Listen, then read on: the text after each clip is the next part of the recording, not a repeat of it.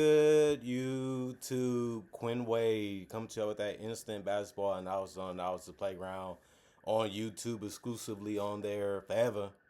And we're gonna talk about how Kawhi the Claw Leonard had his first 50-point game like James Harden said. You've been in the league this long as a superstar, as one of the best players in the league, and you just now finally had 50 for the first time. You've been this good, this dominant, and you just now had 50. Well, all I can say in his defense is it's better late than never.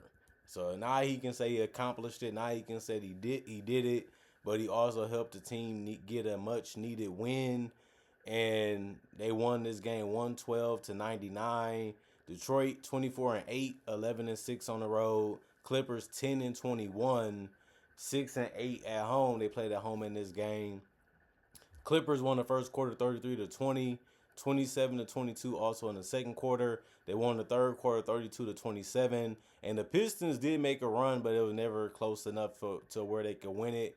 But they won the fourth quarter 30-20, and they kept playing throughout the entire game and tried to make it as respectable as they could. But the Clippers ended up getting hot a little bit at the end too, to make it still look like a blowout. And then the Pistons didn't even score 100 points in this game. That's how hard the Clippers was playing. But let's actually talk more about the Pistons. Tobias Harris, he didn't take a lot of shots in this one. He only took 5, and he went 0-2 from 3 and 2-2 from the free throw line, but 2-5 from the field. He had a little floater shot and things of that nature. 6 points, 2-2 from the 22 minutes. No rebounds, 1 assist, 2 turnovers, 3 steals. And he also ended up having 2 personal fouls and was a minus 15 and plus minus. Duncan Robinson didn't do much either. 27 minutes. He had 5 points and went 1 of 6 from the field. And it was all 3-pointers that he took besides going 2 of 2 from the free throw line. But he did have 4 rebounds, but it came with no turnovers and a block, offensive rebound, and a personal foul. He was a minus 15 and plus minus. Jalen Duren was hitting the mid-range and finishing around the basket. He went 2 of 2 from the free throw line, 8 of 12 from the field to finish with 18 points in 31 minutes. He also grabbed 14 boards, which was the most on the team. He also had 2 assists, 1 turnover, and a block. He also had 5 offensive rebounds and no personal fouls and a minus 17 and plus minus. Cade Cunningham had it going from 3 and from mid-range and getting to the basket. 32 minutes, 27 points, 9 of 18 from the field, 3 of 7 from 3, 6 of 7 from the free throw line. Worked, him using his dribble and using screens and stuff like that to put pressure on the rim and put pressure on the defenders to make decisions of how they're going to guard and try to stop them. And you can't really stop Cade Cunningham this season one-on-one because his jump shot is going down a little bit too. Just like Jalen Duren, you want them to settle for the jumper, but they making them, so they're still hurting you some type of way. 5 rebounds, 9 assists for Cade, 3 turnovers, 4 personal fouls, a minus 6 and plus minus. Sword Thompson, 24 minutes. He ended up having 6 points, but he went 1 of 6 from the field and 0 of 1 from 3. But he did go 4 of 6 from the free throw line. That's how he got majority of his points. 6 rebounds, 1 assist, 2 turnovers, 2 steals, and a block. 4 offensive rebounds, 3 personal fouls, and a minus 4 and plus minus. Paul Reed came off the bench and only played 6 minutes. He had 3 points. He went 1 of 3 from the field, 0 of 1 from 3, 1 of 1 from the free throw line, 2 rebounds, 1 steal, 1 offensive rebound, 2 personal fouls, and a plus 6 and plus minus. Isaiah Stewart got a nice block on Kawhi Leonard, also got a nice dunk, but he finished with 24 minutes and had 8 points. He went 4 of 11 from the field and 0 of 1 from 3. He had 4 rebounds, which was the most off the bench. He also had 1 turnover, 2 blocks, 2 offensive rebounds, 4 personal fouls, was a minus 5 and plus minus. Ronald Holland, 18 minutes. He had 4 points. He was 2 of 3 from the field, 0 of 1 from 3. 3 rebounds. He also had 2 assists, 2 turnovers, a steal and a block, 1 offensive rebound, 2 personal fouls, and was a plus 1 and plus minus. Also, Javonte Green ended up playing 13 minutes. He had 7 points. He went 3 of 4 from the field, 1 of 2 from 3. 3 rebounds for him. He also had no turnovers, no personal fouls, and finished as a minus 2 and plus minus. Caris LeVert was able to have 4 points in 13 minutes. He was 1 of 3 from the field, 0 of 2 from 3, 2 of 2 from the free throw line. He also had 1 rebound, 1 turnover, 1 steal, 2 personal fouls, and a minus 11 and plus minus. Jaden Ivey ended up having 29 minutes, 11 points, He ended up going 2 of 10 from the field, 2 of 5 from three, 5 of 6 from the free throw line. That's how he got his double figures because he didn't shoot the ball that great from the field. But he did have 3 rebounds, 3 assists with no turnovers and a steal, no personal fouls, and a +4 and plus minus. And then Dennis Jenkins, 2 minutes, 0 of 1 from the field. It was a three that he missed, one turnover, one no personal fouls, and a -1 and plus minus. Marcus Sasser and Chaz Lanier on two guys that didn't play, although they was healthy. And then you look at the Clippers; they didn't use too many guys, but it was enough to get the win because how well James Harden and Kawhi Leonard ended up playing. Nicholas Batum was always in his right spot at the right time, knocking down those threes. 31 minutes, he finished with 12 points because he went 4 of 8 from three. He also had 4 rebounds, 1 assist, 1 steal, 2 offensive rebounds, 1 personal foul, and a +10. A +25 and plus minus.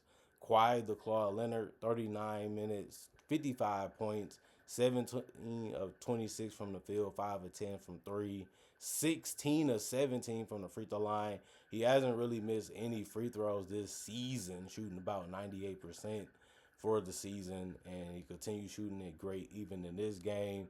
He had the pull up three going, the mid range was just on fire. The steals, the blocks, getting in transition, attacking the basket. They had no way to stop Kawhi Leonard. Plus, he was pulling up and getting stops on the defensive end too.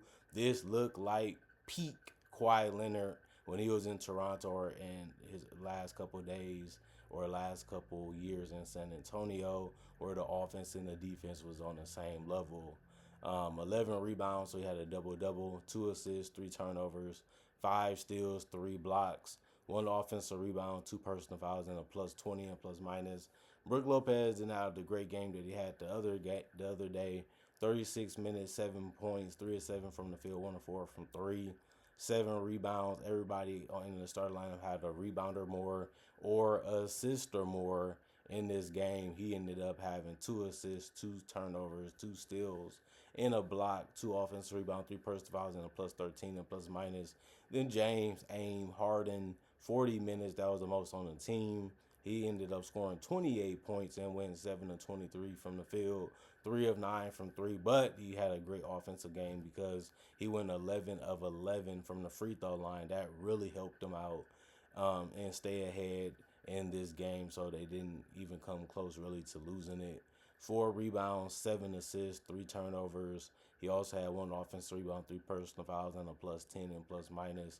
Chris Dunn, 30 minutes, 5 points, 2 of 4 from the field, 1 of 2 from three, 1 rebound, 3 assists, 2 steals, and a block. 4 personal fouls, a +7 and plus minus. Derrick Jones Jr., 18 minutes, 3 points, 1 of 4 from the field, 0 of 1 from three, 1 of 1 from the free throw line, 3 rebounds, 1 turnover, 1 offensive rebound, 3 personal fouls, a +2 and plus minus for him. Yankic, 12 minutes, 2 points, 1 of 1 from the field, 2 rebounds, 1 turnover, 1 steal, 1 offensive rebound, 4 personal fouls, a 0 and plus minus. Jordan Miller, 17 minutes, no bucket because he took no field goals or free throws to score a bucket. 3 rebounds, or he also had an assist, a steal, and a block. 2 personal fouls and a -9 and plus minus. Kobe Sanders, 16 minutes, 0 of 2 from the field, 2 assists. He also had 4 personal fouls and a -3 and plus minus. 47% from the field. The Pistons did shoot more shots because they finished with 82 compared to the 75 of the Clippers, but the Clippers didn't shoot as they ended up shooting better from the field compared to the Detroit Pistons because the Pistons only shot 41%, 14 to 34, 41% from three. They ended up shooting more threes because the Pistons shot 29 at the most, and then they actually shot it at 24%. And then 28 of 29, the Clippers only missed one free throw. It was Kawhi Leonard that missed it. They shot 97% from the free throw line. Wow, the Pistons shot 86%, but the Pistons shot one less free throw than the Clippers. 35 rebounds compared to the Pistons 45. Pistons won that one by 10. 18 assists, both teams had that. 10 turnovers for the Clippers, 13 for the Pistons. 12 steals for the Clippers. The Pistons had 9. Both teams had 6 blocks. The Clippers had 8 offensive rebounds. The Pistons had 15. Clippers had 27 defensive rebounds. The Pistons had 30. 26 personal fouls. The Pistons had 20. The Clippers just outplayed them. Kawhi Leonard really never allowed the Pistons to get back in it. He just kept playing good defense, making shot after shot after shot, while the Pistons had struggled making theirs. And then when they started to make them, the lead was just too out of reach, and you know, the Clippers still was making shots too. So even when they tried to get back in the game, it was working a little bit, but they never got enough stops to be able to make a run to win the game. They just got it to where it was about 11. That's an okay lead, but at the same time, you're still losing by a significant amount. And it gets to a point where you can't cut it more. It was just a game that you lost anyway, and that's how it actually ended up being. It's like the Clippers knew they wasn't going to quit. The Clippers knew they was going to make a run based off the lineup that they had out there, but it was just up to them to say, we're not going to lose this game because we worked too hard to get up, and now it's just time to finish them off, and they was able to do that before the game was over. Comment, like, subscribe, share, notification bell to get the analysis when it first come out. Also do conversation videos just like this, but in other various different topics and other things when it comes to basketball, NBA content. Also do breakdowns of real footage of legends, current legends, rookies, and also future stars. Also do mock draft and draft coverage. Not only that, I also do have over 4,000 plus videos on my channel that you can watch right now and enjoy, and it's all for free. Not only that, thanks for checking out the channel. I also try to upload videos every single day throughout the day to give you something to watch and look forward to when it comes to basketball and NBA content. Other than that, thanks for checking out the channel. Thanks for showing love. Thanks for showing respect. Thanks for continuing to come back and enjoy the content for what it is. Thanks for appreciating the content for what it is and staying loyal and continuing to enjoy the content that I make. Other than that, y'all stay blessed up. Y'all stay good. Peace. And I'll see y'all later today with more analysis, hopefully.